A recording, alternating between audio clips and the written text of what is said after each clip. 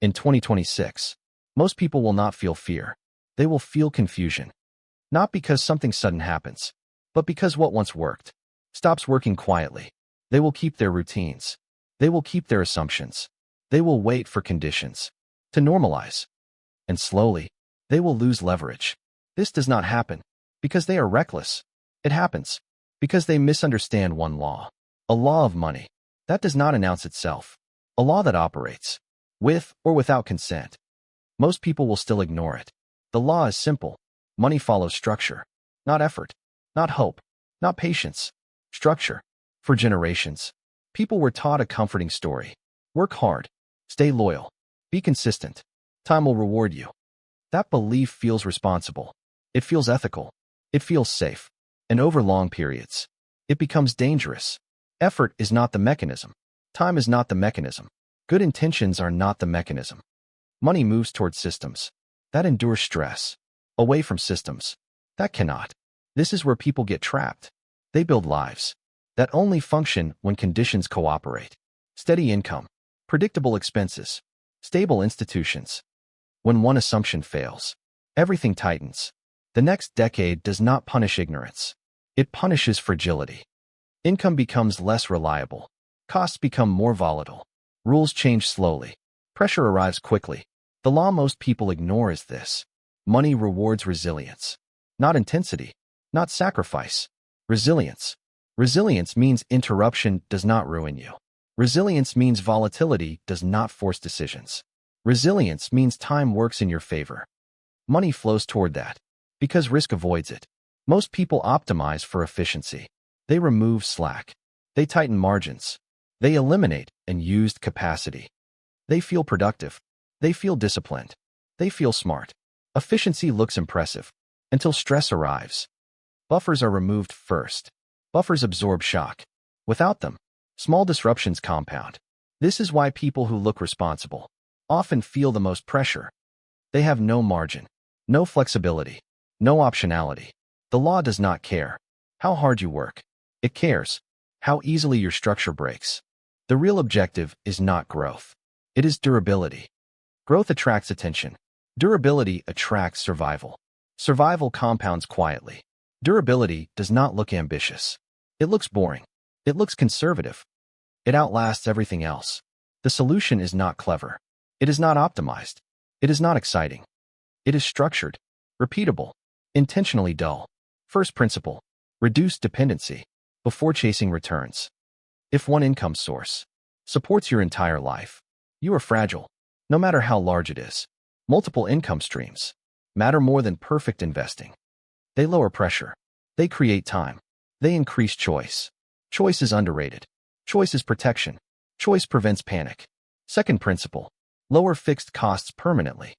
Not temporarily. Not until things improve. Permanently. Fixed costs turn volatility into danger. Low fixed costs turn volatility into noise. Noise can be ignored. Danger cannot. People often chase higher income to compensate for high expenses.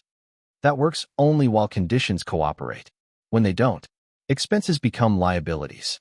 Third principle, liquidity is not wasted money. Liquidity is insurance. Against timing, against mistakes, against opportunity. People chase yield. They lock money away. They sacrifice access for marginal returns. Then volatility forces liquidation. At the worst moment, liquidity buys patience. Patience buys advantage. Fourth principle, debt reduces resilience before it reduces wealth. Debt assumes predictability. Predictability is fading. Debt fixes future decisions based on past assumptions. Low debt increases adaptability.